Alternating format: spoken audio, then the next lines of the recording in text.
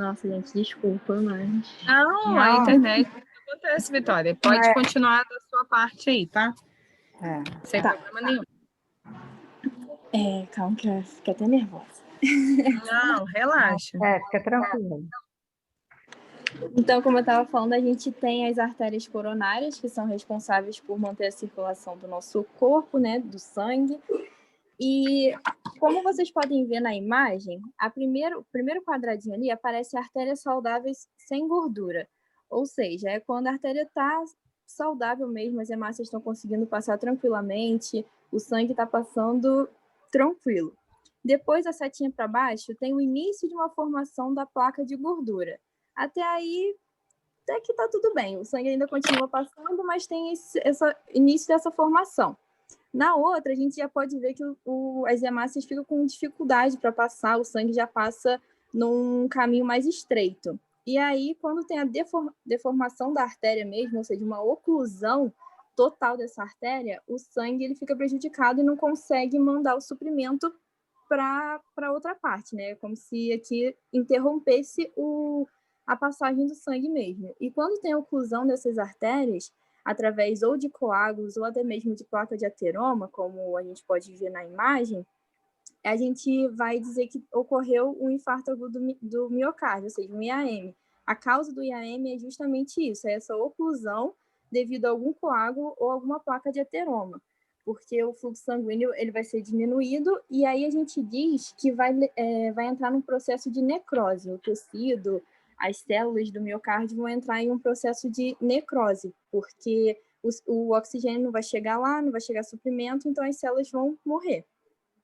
Essas placas de ateroma, elas são acúmulos de gordura mesmo, e os pacientes que têm hipertensão, principalmente hipertensão não controlada, que fazem uso de tabagismo, que são obesos, que têm um colesterol aumentado, eles têm mais fatores de risco, né? Esses são fatores de risco, eles são mais propensos a terem essas placas de gordura e a causar essa oclusão.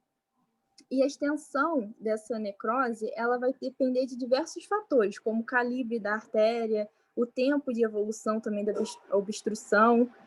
Igual no outro slide vai estar mostrando, pode até passar, professora, por favor. Aqui a imagem, eu não consegui pegar ela muito nítida, mas na primeira imagem, o coração aparece lá embaixo o ponto de obstrução. E a área de isquemia é bem pequenininha, ou seja, o ponto de obstrução foi ali, e para onde aquela artéria ia mandar o sangue, que era uma parte menor, tornou uma área de isquemia. No outro coração, na outra imagem, a gente pode ver que já a oclusão foi um pouquinho mais acima, então bloqueando um caminho, vamos supor, maior. Então, com isso, a área de isquemia aumentou. E no outro, então, a gente pode ver que a obstrução foi bem lá em cima, e aí a área de isquemia, então, é bem maior. Então, vai depender muito disso, vai depender tanto do local onde vai ocorrer essa oclusão, quanto o tempo também da obstrução e tudo mais. Pode passar, professora, por favor.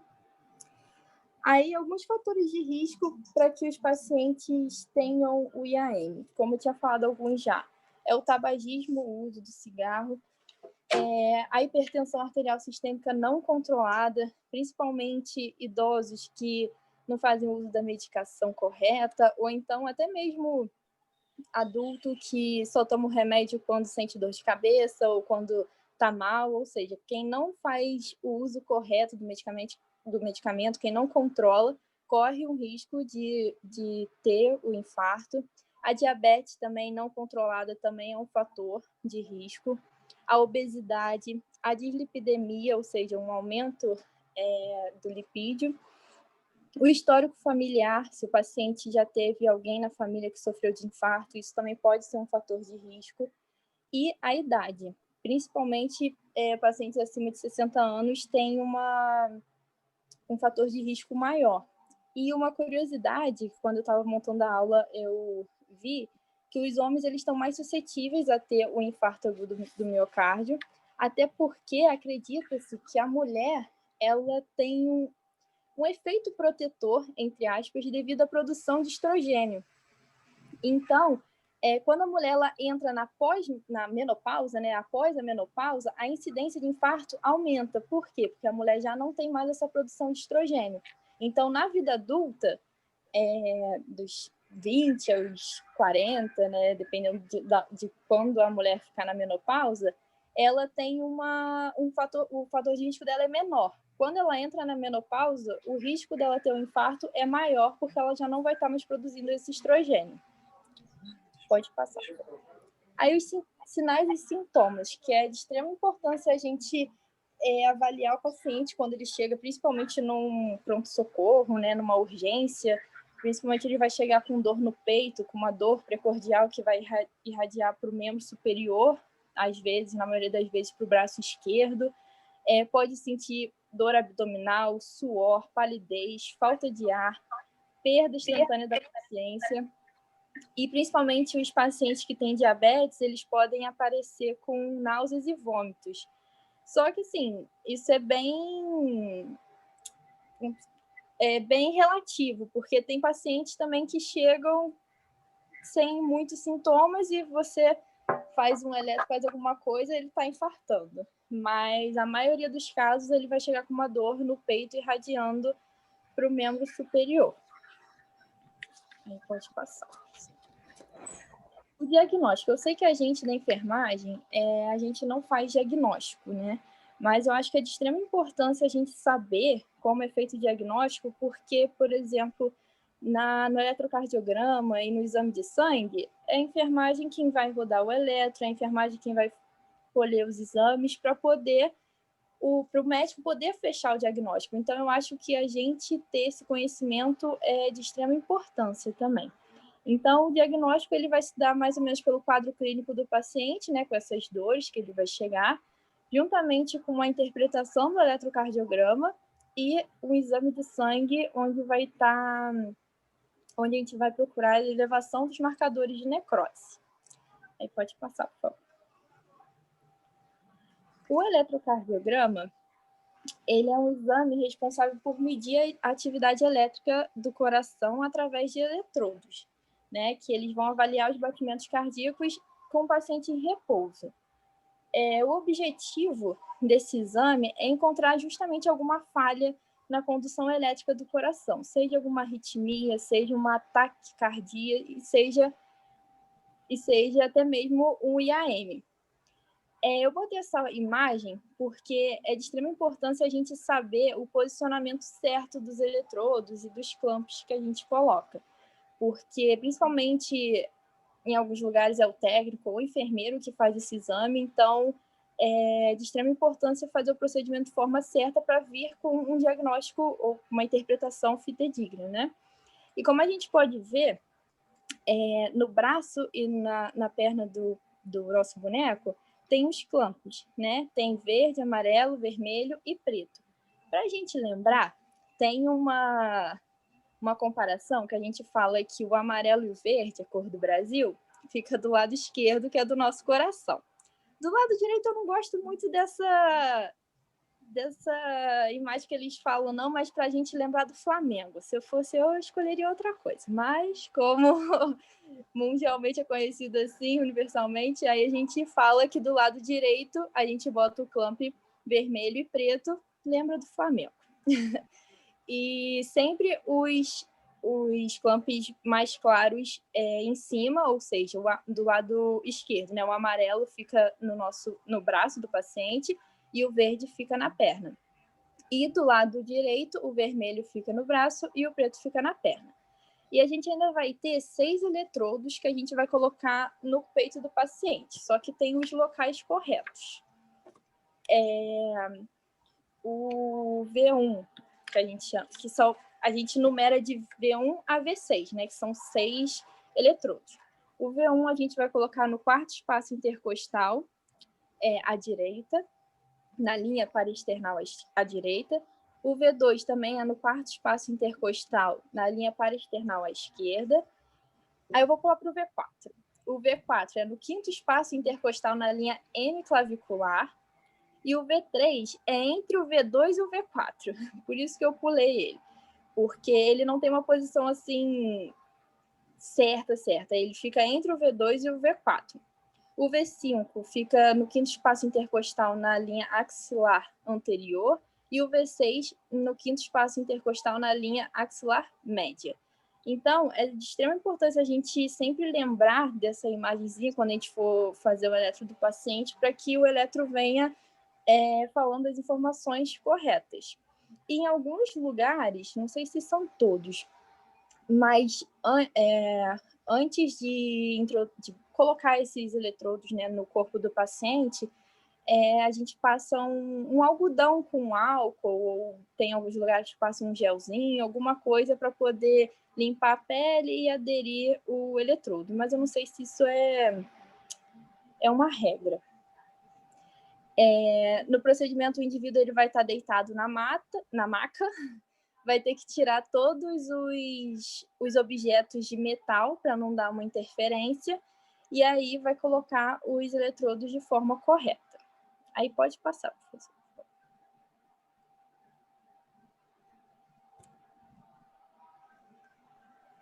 Passou? Ah, tá. Pensei que o meu tivesse travado. Não, eu tirei o som. Agora foi. Eu sei que a gente também não vai dar diagnóstico olhando o eletro, né? Mas eu acho que é importante a gente ver essa alteração, porque como somos nós que vamos estar realizando o eletro, se a gente tiver uma noção básica, a gente já chega para o médico com o eletro já até falando as sugestões do que a gente viu. Então, do lado esquerdo, né? Esse primeiro eletro que está aparecendo é um eletro que seria normal, né? De um paciente que está bem. Tem a onda P, complexo QRS, e a onda T e U, um pouquinho. A onda P ela significa a contração dos nossos átrios, o complexo QRS, a contração dos nossos ventrículos, e a onda T é o relaxamento dos ventrículos. A onda U ela quase nunca aparece, assim. Ela é o relaxamento dos nossos átrios também, mas como ocorre tão rápido, ela não aparece muito. E aí, como a gente pode ver nesse que está circulado em vermelho, ele, na hora que era para descer do R para o S, ele não desce totalmente, ele continua em cima da linha normal. A gente fala que tem uma supra de ST, ou seja, o coração ele não está no ritmo que seria normal, ele está com alguma coisa diferente do normal, que a gente pode ver comparando até mesmo um com o outro, né? Então, se o paciente tiver aquelas dores que a gente falou inicialmente, você rodar um eletro e ele vier mais ou menos assim, com essa onda do R até o S bem lá em cima, ela não diminuiu, a gente fala que o paciente está com uma supra de ST. Então, é bem característico de paciente que está passando por infarto agudo do miocárdio. Aí pode passar. Eu não sei. Deve ser a internet.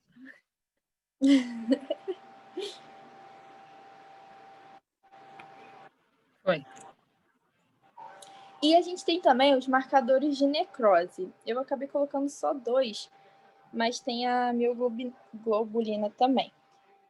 O CKMB, ele é um marcador que a gente vê isso através do exame de sangue, né? E aí é um marcador de necrose que ele vai sugerir se tem alguma necrose no nosso plasma.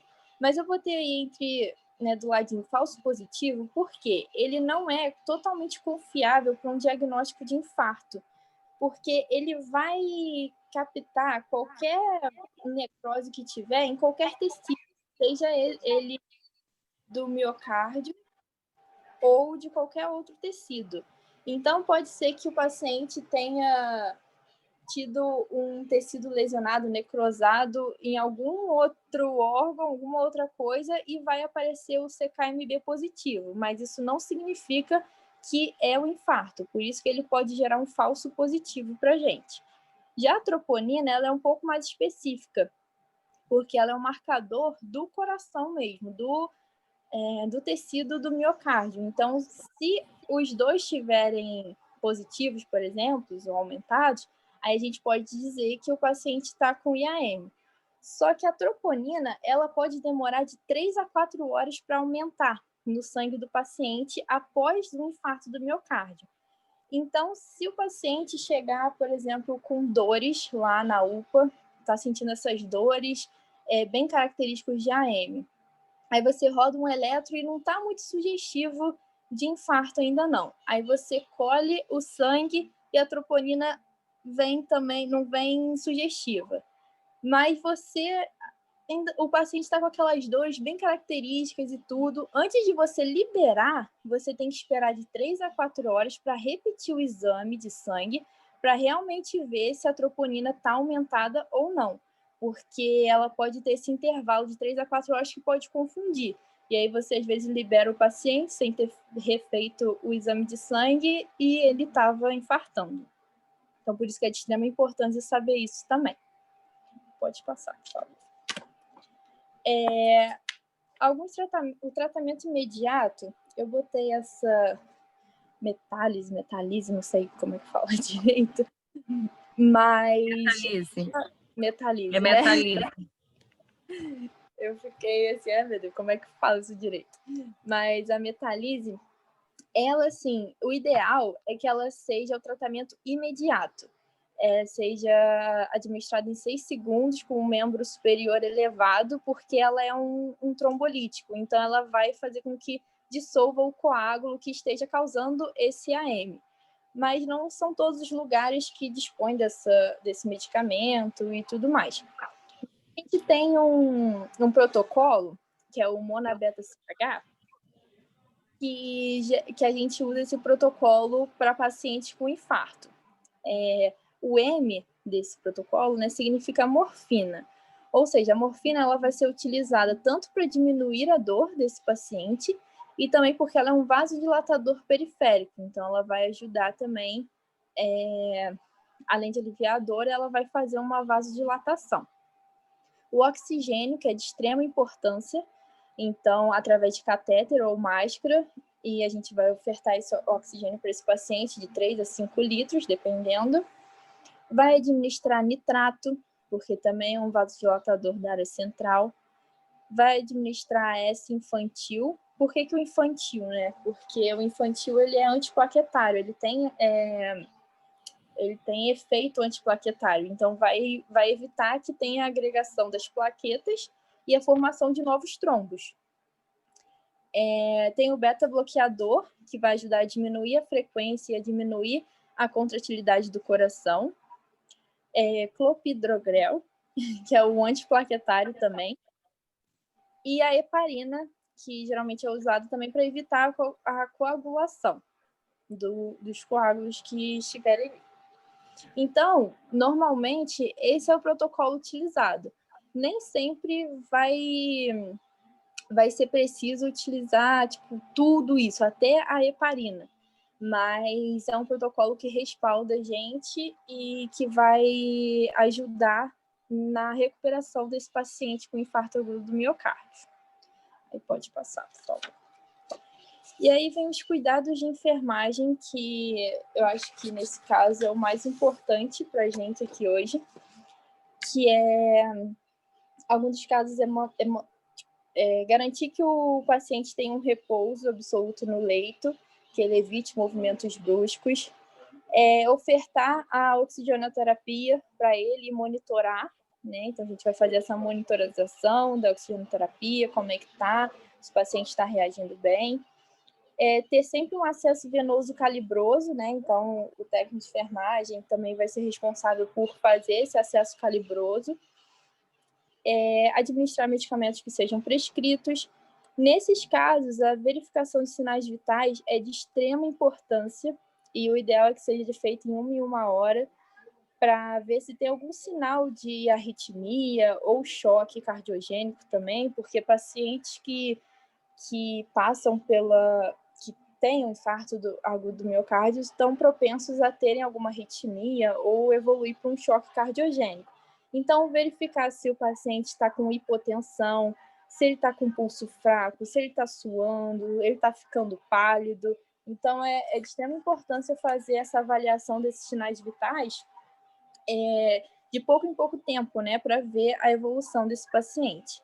Fazer um controle hídrico rigoroso para evitar a sobrecarga cardíaca. Então, assim, o balanço hídrico do paciente, como é que tá? Tá positivo? Tá negativo? Isso é de extrema importância.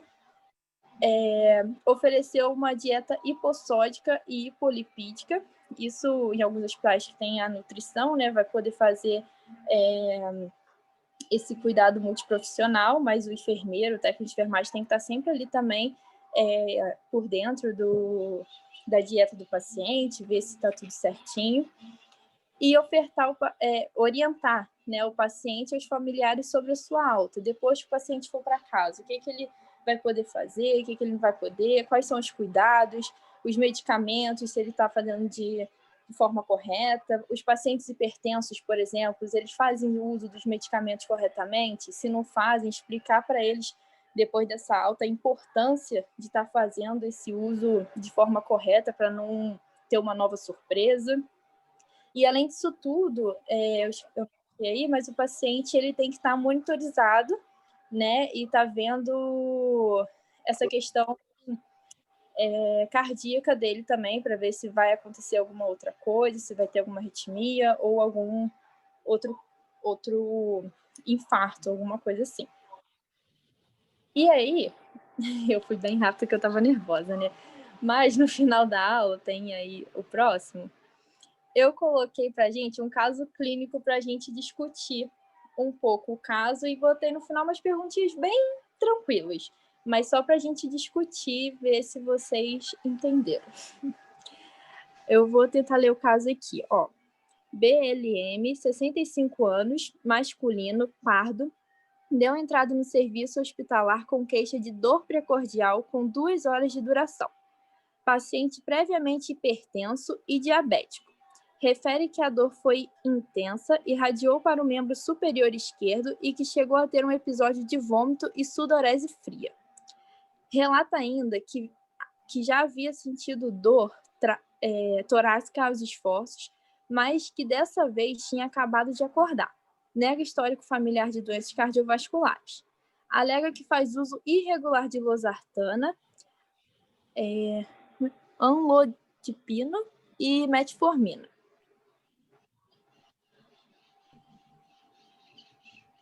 Ao exame físico: estado geral regular, anictérico, acianótico, afebril ao toque, hidratado e pálido. IMC 32, PA 160/90, frequência cardíaca 120, frequência respiratória 28, saturação 96. Ritmo cardíaco regular e taquicardíaco em 2 tempos, com bulhas cardíacas normofonéticas sem sopro. Pulsos palpáveis, tórax simétrico, com responsabilidade preservada, murmúrio vesicular presente em ambos hemitórax, sem ruídos adventícios. Abdômen plano, flácido, sem lesões ou herniação. Pânico, com ruídos introaéricos normais. Indolor à palpação, superficial e profunda. A ausência de cianose, edema em membros inferiores, 2 cruzes para 4 cruzes. Tempo de enchimento capilar menor que 2 segundos. Extremidades quentes e sudorentas. Então, gente, agora eu queria um pouquinho da participação de vocês. Diante desse caso clínico, o que a gente já, antes de ir para as perguntas, o que a gente já pode observar assim, de preocupante, né? Tanto no exame físico quanto lá no histórico, no caso mesmo, o que chamaria atenção para a gente? Paciente diabético, hipertenso, obeso. Isso. Vários fatores de risco para infarto, né? A PA elevada, né? Como ele já é de risco,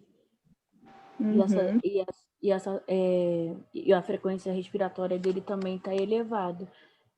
Então, a gente encontra vários fatores de risco já para esse paciente, né? E também, como a Raquel falou, ele já é hipertenso diabético e, pelo que a gente viu, ele não faz o uso corretamente do medicamento, né? O que também já aumenta mais ainda o fator de risco. Ele também está com edema. Isso. com edema também. O que mais vocês falaram da pressão, frequência cardíaca? Isso. As extremidades quentes e sudoreicas também. Isso tudo, então, já chamaria a nossa atenção, né? Então, foi feito os exames nesse paciente. Pode passar. Eu não sei se está todo mundo observando, mas o que vocês podem observar nesses exames? O que vocês concluem?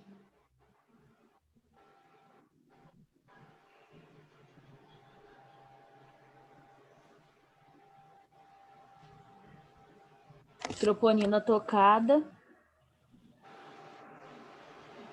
Uhum. Os marcadores cardíacos também tá elevado. Uhum. O que mais? E ele tem supra de ST, ele tem supra de ST em duas derivações seguidas, né? Isso daí é o que caracteriza o infarto. Caracteriza o infarto. Isso. Então, eu tô marcando um marcador ali. É que volta ali? Não. Eu fui... Não, exatamente. Aí agora, tipo, qual o possível diagnóstico? Vocês já até falaram, mais ou menos, né? Porque a gente tem o quadro clínico dele, tem os marcadores de enzima de necrose, tem o eletro, então o que a gente pode confirmar que o paciente tá? O IAM. Isso. A segunda pergunta a gente já discutiu, né? O fatores de risco preocupante, então já seria essa hipertensão, essa diabetes, se não controlada, a obesidade e tudo mais que vocês já tinham mencionado. Qual seria o tratamento inicial que vocês fariam?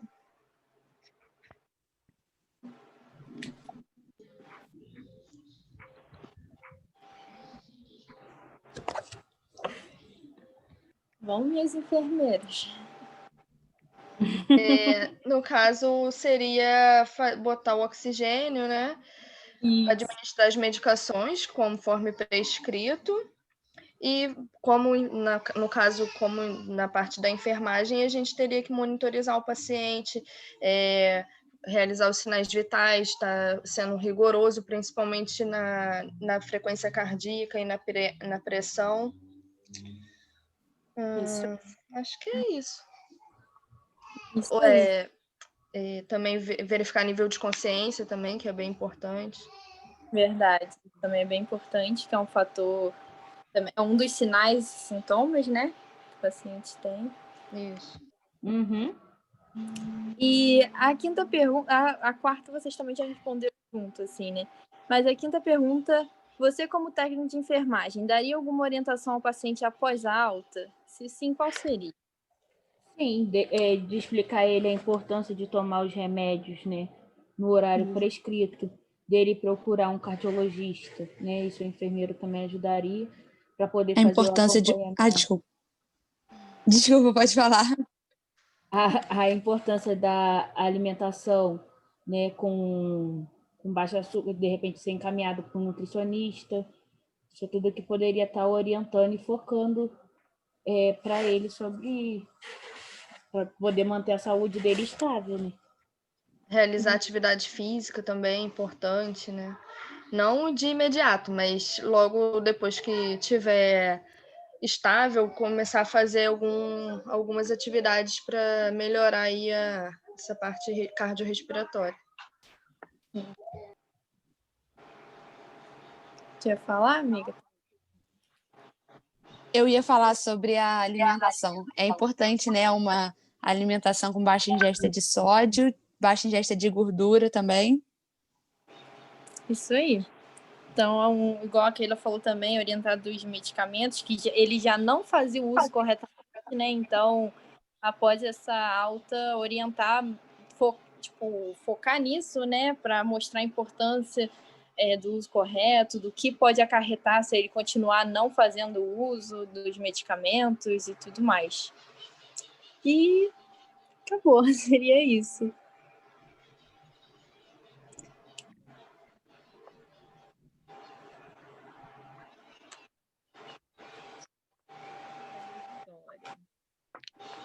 Você começou 14h15, levou 45 minutos, foi bem. Nossa, isso tudo que eu... 45 minutos. Foi super bem. Posso falar ou tu quer falar, Helga? Não, pode falar, depois eu falo. Como eu compartilhei aqui, eu não imprimi o plano, eu não consegui ir acompanhando pelo plano, mas lá no início do plano eu tenho só algumas orientaçõezinhas que eu vou te dar, mas pelo que eu vi lá no início está certinho, mas eu vou dar uma olhada de novo lá no plano. Os seus slides ficaram excelentes, muito, muito bons. Eu achei que ficaram claros, com tamanho de letra boa. Não ficou com uma... como é que a gente vai falar? Com acúmulo de conteúdo, ficou coisa bem objetiva. Eu gostei muito das imagens, né? Eu só daria uma dica para você utilizar o texto justificado. A maior parte dos slides, o texto não está justificado, então, assim, didaticamente, a gente deve justificar, sempre utilizar, né, mesmo a letra, para ficar padronizado, com uma letra grande, mas pelo Zoom aqui está perfeito, dá para visualizar tudo direitinho. Por isso que até lá no início eu perguntei se estava borrado para todo mundo, porque eu não estava conseguindo ver, né, mas é por conta da internet, não tem problema nenhum, tá? Não precisava nem ficar nervosa, isso acontece mesmo. Até com a gente em aula acontece. Eu já caí várias vezes em aula, porque a internet não colabora. As imagens ficaram também muito boas. Eu acho que imagem ilustra muito bem a nossa aula, fica mais lúdico. A slide com muito texto cansa a gente, então acho que fez uma composição muito bacana. Eu gostei muito durante a sua aula que você fez, né, uma introdução, você fez uma motivação, você trouxe números, né? Depois você reviu um pouquinho da anatomia e fisiologia, que é essencial, porque, querendo ou não, eu aprendi fisiologia e anatomia cardíaca depois de um tempo, que a gente vai estudando, mas que, na realidade, eu aprendi mais mesmo quando eu fui dar aula, porque de tanto estudar para ensinar, a gente vai aprofundando, né? Então, é importante sempre relembrar isso, as imagens que você trouxe. Eu não sei se durante a tua apresentação passava o cursor, se o povo estava vendo o cursor. Eu ficava passando o cursorzinho assim, né? E isso é uma técnica também, como você não estava compartilhando, você não conseguia. Mas quando a gente está dando aula na função remota, a gente pode estar utilizando o marcador para ir mostrando determinado detalhe que a gente quer, né? No Zoom isso é fácil, porque é o próprio marcador, e algumas outras plataformas você tem um ponteiro fixo da plataforma. Quando você fala do diagnóstico, realmente a enfermagem faz o diagnóstico da enfermagem, mas quando lógico que a gente não precisa saber, né, o eletrocardiograma de cor, né? Eu não digo técnico, né? O enfermeiro tem que saber. Mas isso só com a prática, eu já perdi um pouco. Mas vocês viram que na hora da discussão a Raquel foi lá e falou, né? Um dos sinais clássicos é a supra de ST em dois segmentos, né?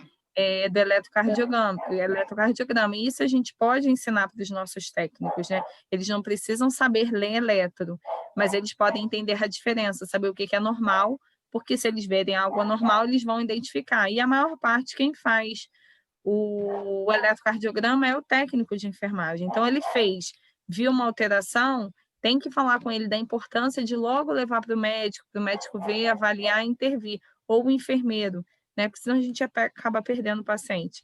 Como eu trabalhei muitos anos em emergência, a gente vê o paciente evoluindo assim, em AM para parada, é muito rápido, né? Se não intervir de uma forma adequada, até mesmo às vezes, até intervir, né? Mas o paciente já chega com um quadro avançado, quando a gente vê, vai fazer o eletro, para na maca do eletro, né? Entre outros. Por isso a importância da gente orientar bem o seu técnico. Gente, aula para técnico de enfermagem, a gente precisa focar nos cuidados, e a Vitória fez isso muito bem, tá? Você falou muito bem, falou calma, falou tranquila, não vi assim você com falta de domínio do conteúdo, você estava falando com coerência, com domínio, né? Assim, de certeza. Quando a gente vê que a pessoa sabe, vai fluindo a aula, né? Você não fica com aquela sensação que a pessoa que está te passando o conteúdo não sabe, está nervosa. Não pareceu que você estava nervosa. Você falou que no início estava nervosa, mas não pareceu. Você tem Nossa, mas tá uma mesmo. dicção muito boa, um tom de voz bom, tá? E Obrigada. eu gostei muito da participação da turma também. Vou parabenizar a sua turma, Eu sabe, Vitória? adorei. Porque foi uma participação muito gostosa, sabe? É bom a gente ver a turma participando. E aí eu queria mostrar com isso que, mesmo com a aula remota, a gente não precisa dar uma aula totalmente, né, tradicional. Você trouxe o método ativo, né? E eles discutiram com você o estudo de caso. Então, assim, foi bem formulado, você fez uma discussão e você conseguiu chamar a atenção dos seus alunos. Então, seus alunos foram participativos. Então, a turma está de parabéns, a sua turma, sabe, Vitória? E você, professora, também está de parabéns. Eu gostei muito da sua aula. Tá? Muito obrigada. Muito obrigada, turma. Vocês Raquel, são... então, Raquel, Keila, sabem tudo de tua aula. Olha, foi um espetáculo. Vitória, só para complementar, porque tudo que a Roberta falou, não vou repetir, Anotou. claro.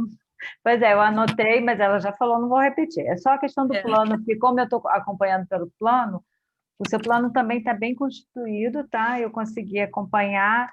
Só alguns detalhezinhos que sempre, na hora dos procedimentos, podem descrever um pouquinho mais. Você descreveu, mas em alguns momentos eu achei que você podia descrever um pouquinho mais.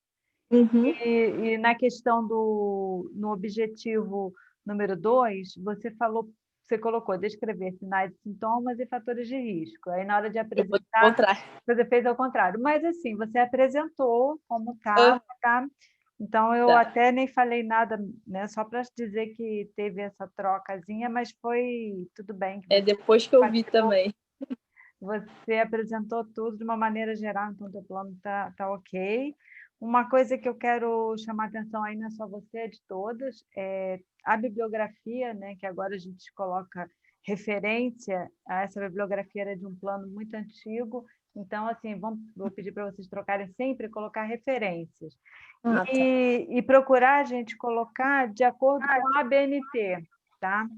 A sua está quase certa, teve uns errinhos aqui, tá? Uhum. Procura colocar de acordo com a BNT, mesmo porque vocês estão fazendo TCC, então todas as referências têm que ser pela BNT, tá bom? Mas parabéns, tá bom? Obrigada, Bom, professora. tranquilo. E assim, aquela confusão do início, isso acontece mesmo, tá? A minha maior preocupação quando eu vou dar aula, né, é justamente nesse momento, de eu conseguir colocar para apresentação, de não cair. A minha também teve umas 2 aulas minhas também que caíram, eu tive que retornar, né? Isso acontece, porque são coisas que estão além da nossa, né, do nosso agir, né? Dentro daquilo que a gente consegue, a gente faz. O que não está dentro, né, não fazemos. Mas foi tudo bem, tá bom? Muito bem, Tá, parabéns. obrigada. Obrigada. Podemos, então, seguir para o próximo? Professora, aí deixa eu te falar, eu posso sair porque daquele negócio que eu te falei, eu não vou conseguir continuar agora, tá? Tá. Obrigada, tá, gente? Gente, Beijo. lembrando que todas as orientações que a gente dá para um colega servem para todos, tanto orientações assim, que uma crítica construtiva ou quanto elogios, tá, gente? Então, aproveitem essas orientações.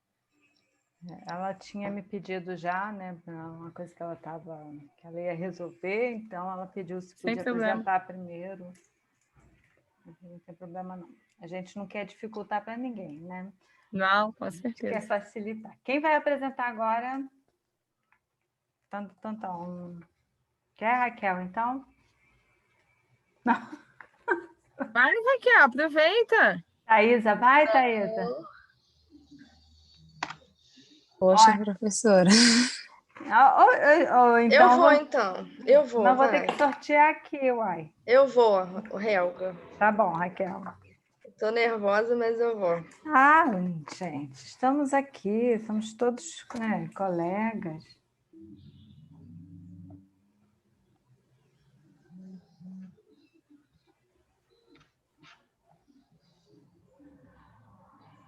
Estão enxergando aí? Ainda não. Ainda não. Agora foi. Agora foi. Foi. Boa tarde, sou Raquel, licencianda de enfermagem da fase. Vou começar a falar um pouquinho sobre pneumonia.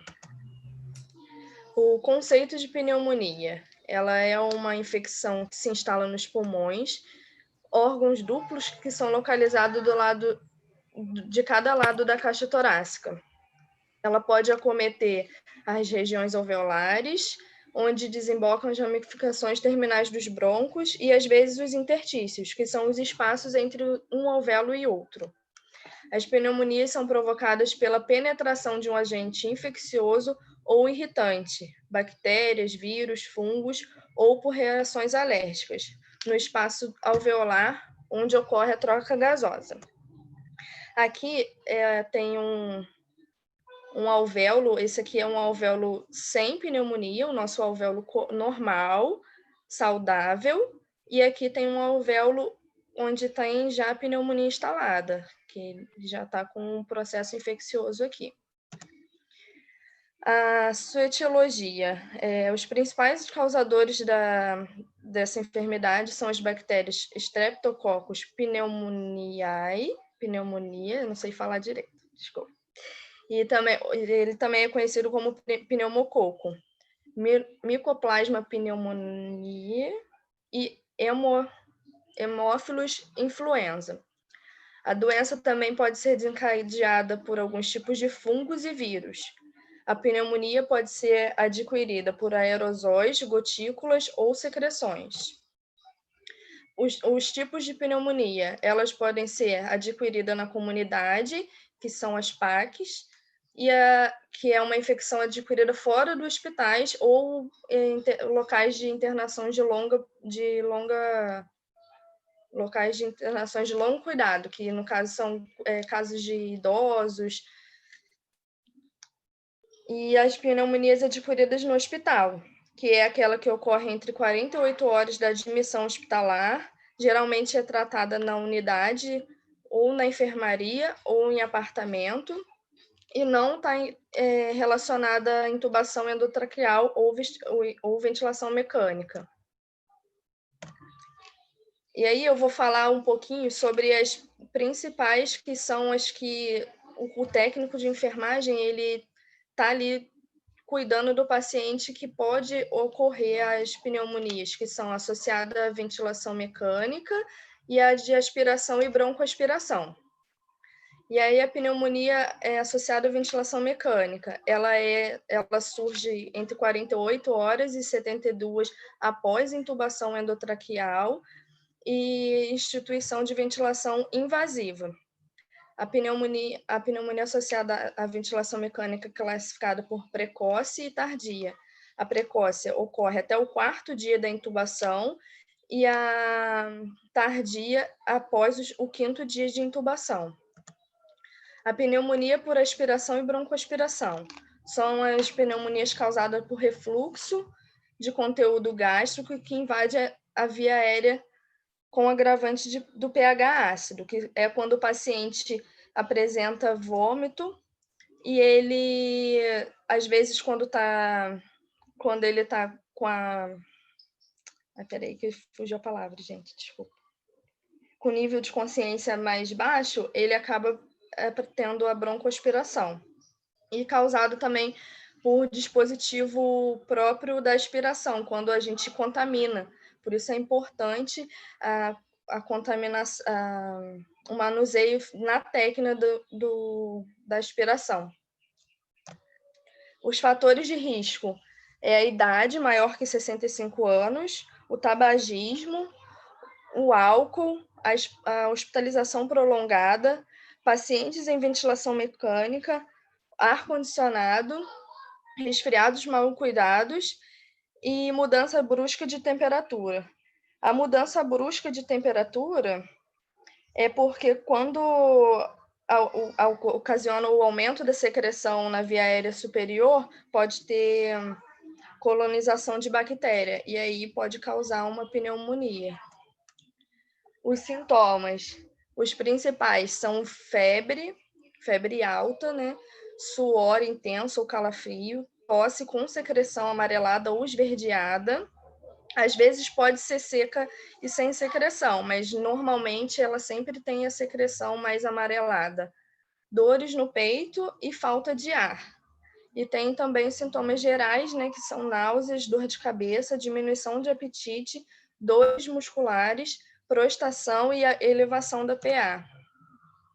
O diagnóstico, ele é feito pelo exame clínico, né, uma ausculta no exame clínico é essencial, porque o paciente sempre tem presença de estertores, às vezes roncos, crepitações. Então, a ausculta vai ser essencial na hora do diagnóstico. O raio-x, que aqui esse raio-x ele é de uma pessoa com pneumonia mesmo. E aí a gente vê locais com infiltrados, que são essas partes branquinhas, são onde tem as infecções. E o exame laboratorial. O tratamento. A maioria das vezes o tratamento, quando é pneumonia por bactéria, é medicamentoso, o uso de antibióticos. E os cuidados gerais de enfermagem para todas as pneumonias, né? São higienização das mãos antes e após o cuidado com os pacientes, estimular a ingesta hídrica, estimular o paciente a tossir, fornecer oxigênio suplementar em caso de dispneia, avaliar sempre o nível de consciência, monitorizar o estado respiratório, incluindo frequência e padrão respiratório, sinais e sintomas de angústia. E agora o principal, né, que a gente, como técnico de enfermagem, tem que estar sempre atento para... Peraí, deixa eu só pedir aqui para... Só um minuto.